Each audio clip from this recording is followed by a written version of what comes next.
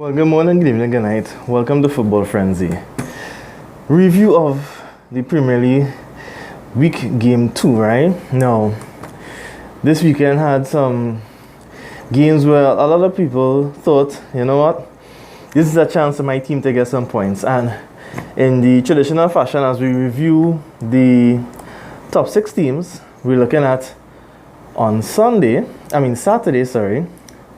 Spurs played Fulham, where they won the game 3-1, and Fulham having a hard time. They haven't won any 2 games they played, they haven't won a game as yet. But Spurs now, they scored 3.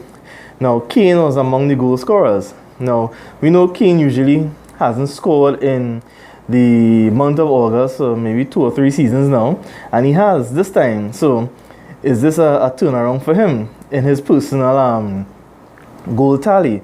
And I know that he will want to get a golden boot this year, and I know he'll be gunning for it. Now, on Saturday, we also had another big clash, top of the table, Chelsea versus Arsenal. Now, Arsenal and both Chelsea changed managers this season, and they went at it, and Arsenal lost the game 3-2.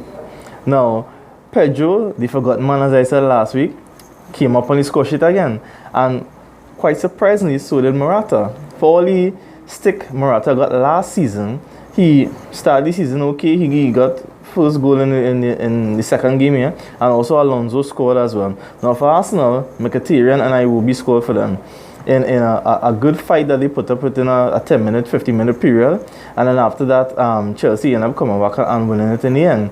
But Arsenal fans shouldn't feel bad because it's the hardest start to the Premier League season for a team. So they shouldn't be overly worried about these results. However, they should always remember that the formation and the tactics that the manager is trying to portray is actually is getting better, and the players understand more as the games progress. As I always said, the first 10 games, and after that, then you can decide whether you like or you don't like, or whether you have a problem or you don't have a problem. Of course, that doesn't it doesn't stop persons from having their individual errors there. So on Sunday, City was versus Huddersfield. 6-1 was the score. Aguero scoring the first hat-trick of the season, and he just continued his fine goal scoring form. Now they also had Jesus and Silva scoring, as well as their own goal from Kangolo. Right? What more you can say was City, the reigning champions, 100-point team as they will call themselves, till that has either been broken or till if they don't win this season. But they have come off to a fine start for the Premier League so far. Then we have, very disappointingly, Manchester United versus Brighton Hove Albion. Now they lost the game 3-2.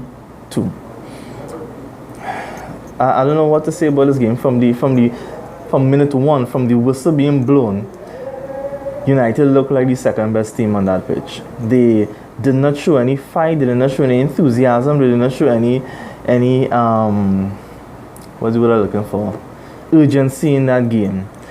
They allowed Brighton to set the tone for the game as they wanted. Now that doesn't mean that Brighton dominate and run over United, However, they set the tone. They wanted to sit back and defend. They wanted the game to be played in front of them and slow. We did not have any willing runners going in behind. I don't know why Sanchez wasn't there, and when Martial got the ball, it wasn't in great areas or even great chances for him to go and do something. Everything he did on his own. And it's very harsh. People want to criticize him, but you have to give him more than one game to show what he can do. And this game, we all expected them to win. Even they expected themselves to win. Maybe that's why they came and started like that. However, there's no excuse for how the game ended. United should be doing better than this. Glad that we have Lukaku off the mark. He scored the first goal first, and then Pogba came up with the penalty. Again, scoring another penalty. That was that. For me, if I'm not the first, let me be one of them to say that as a Manchester United fan, calling it what it is, that was a big dive. I have no problem saying that, and it didn't change the outcome of the game. United still lost, but it was a very bad dive. And I mean, they put it away, the referee called it, and that was that. Don't want to talk too much on this game because there was so much crap. Alright? Then we had for the last game, Monday Night Football, we had Liverpool versus Crystal Palace. Now, Crystal Palace has given Liverpool problems in the past. However, Monday wasn't one of those days, right? So, they easily defeated them 3-2. 2-0, sorry. And when I say easily, I meant that they didn't really get out of second or third gear. They played to their strengths. They controlled the game. They managed the game very well. When they went one up through a penalty that Milner converted, Salah got hit for the penalty. Now some people will say he died. Some people say he fell theatrically. He was contacted by Sacco, I believe.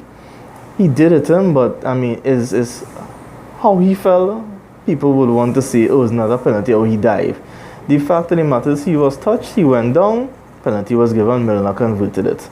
And then we had Mane coming up in the end, taking it on himself with a super pass from Salah on a fast break, and putting it in the back of the net. They deserve to win the game 2-0.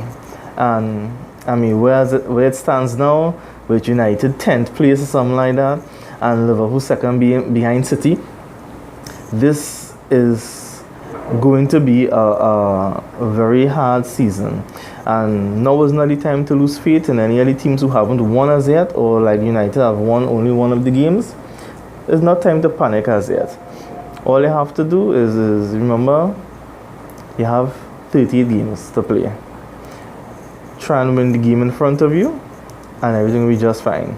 The managers and they are the ones under a lot of pressure as well, because they have to come up with the system in order for the teams to win. Now I know Mourinho's under a lot of pressure because I mean it was always Mourinho and Guardiola rivalry, and now where they had the two biggest teams at a point in time, now they looking miles apart. City on top, we behind, and in terms of some people say points and also quality.